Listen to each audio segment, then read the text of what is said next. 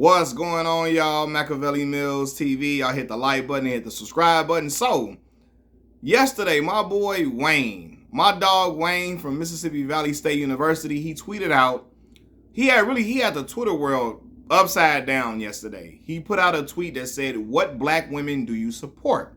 Now, this tweet made its way all the way up to Robert Griffin III, RG3, the former Heisman Trophy winner in football, sports analyst, and former NFL quarterback, right?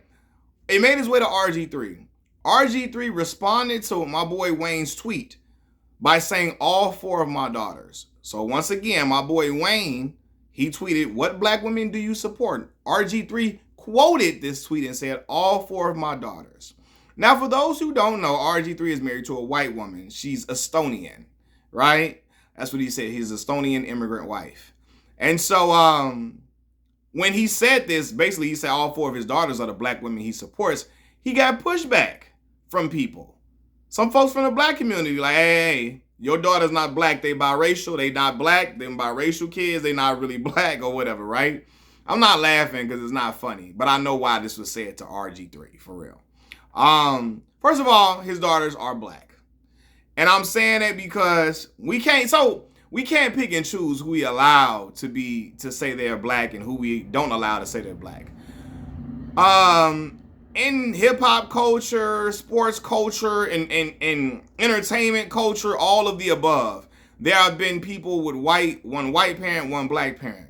We never have said that Tia and Tamara were not black, even though their father is a white man and their mother is black, right? Now, people have been calling Tamara Tamaga because her husband be on some anti-black-ish. He be on some Fox News anti-black-ish.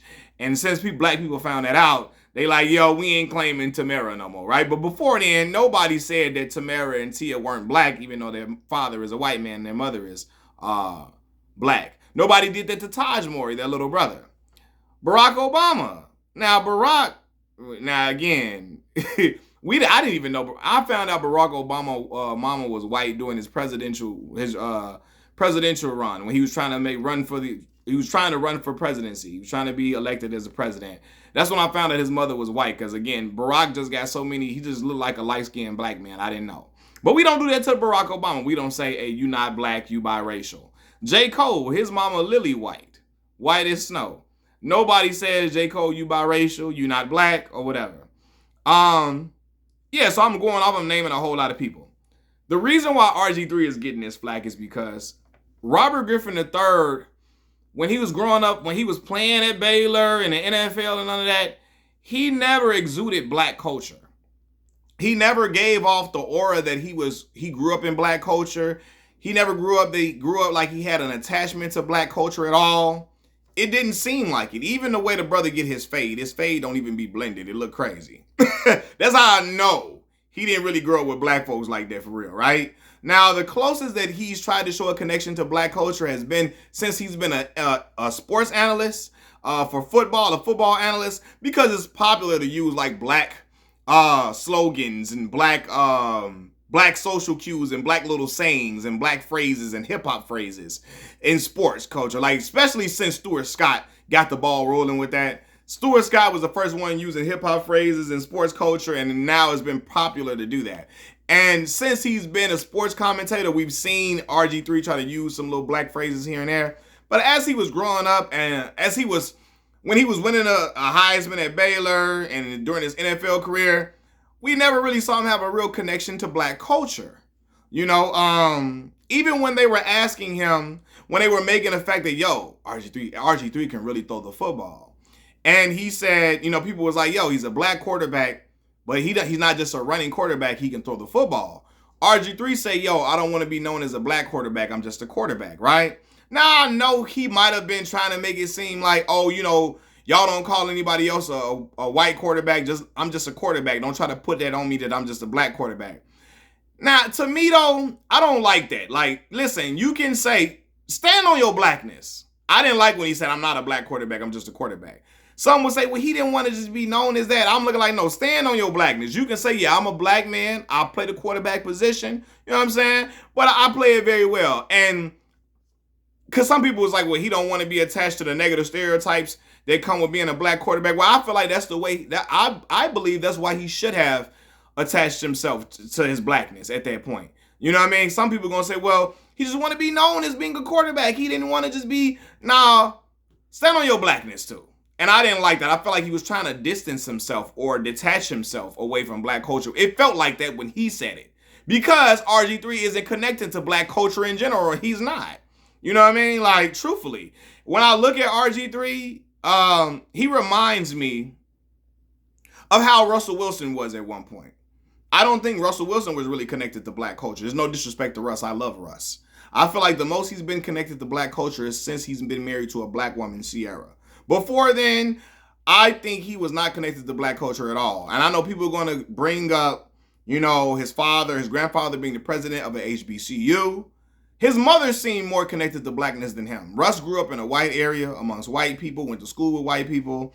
And I could tell when I saw Russell Wilson coming into the NFL, I could tell he was a white woman's dream. The way he carried himself, how he spoke, how he talked, everything about him exuded, it didn't exude black culture at all. And black culture isn't ignorance. It's not just hip hop. We got a certain flavor about ourselves. And RG3 was never connected to that. He never was connected. Like, he never felt like he grew up with us. And I don't believe he did. He was a son of military parents. And in the military, man, I'm going to say this. People, when they get higher up in military, a lot of black folks that get higher up, higher ranking in military, they get high ranking. A lot of them, a lot of times, don't be connected to black culture because the military wants you to walk in uniformity with everybody. And so a lot of times people, the black people, they get to the high up in military ranking, they be kind of stripped of their blackness because the military has done that to them. So I don't think RG3 was really connected to blackness. He living on military bases, probably in military, amongst military families who were not black. His parents probably were not exuding black culture like that. So he's growing up around non-black people, so he never felt connected to it. And people feel like, yo, you can't call your kids black because you're not connected to black culture. All in all, man, his kids are black. He's a black man. And a lot of y'all say you are what your father are. A lot of y'all do that. Some of y'all say you not black if the mama black and the daddy white. Some of y'all feel like, but if the daddy black, cause you are, the father is, I know a lot of y'all be saying that. I go off, you black, if one of your parents black, you black, and you raise them, especially when, whatever, one of your parents black, a lot of us look at you as black, you know? They are biracial. They're biracial. They are. But a lot of us claim, a lot of black people claim people, even when they biracial. As long as you got some black in you, they like, oh, you black, right? So I don't want to get up here and tell RG3 that your kid is not black because you're corny and you're not of black culture. You know, because we don't do that to anybody that we think is cool and that is of black culture, like Barack Obama, J. Cole, even Jamie Foxx. We wouldn't do this to Jamie Foxx kids. Jamie Foxx is a serial white woman dater. All he do is make babies with white women. No disrespect. All Jamie do is make babies with white women. Right? But we wouldn't tell his kids, y'all not black. We wouldn't do that to them because we love Jamie, and Jamie's always been connected to black culture despite him dating and procreating with non-black women, having children with non-black women. We wouldn't do that to Jamie kids because we really revere Jamie Foxx and we like, yo, you are of us. You're of the fray. You're of black culture. We do that to RG3 because just like Russell Wilson before he got with Sierra, he wasn't of black culture. That's why I wasn't shocked when Russell Wilson was married to a white woman when he first got into the NFL, because I just can tell his aura was just different. It wasn't like the aura of a black man that grew up around black people. Carlson had more of a black aura than Russell Wilson and RG3, you know? But regardless of that, RG3, Robert Griffin III is a black man. His children, they black. They have black. You know what I'm saying? And RG3 parents, both his parents black. Shoot, his kids look like Derrick Rose kids with Elena, you know?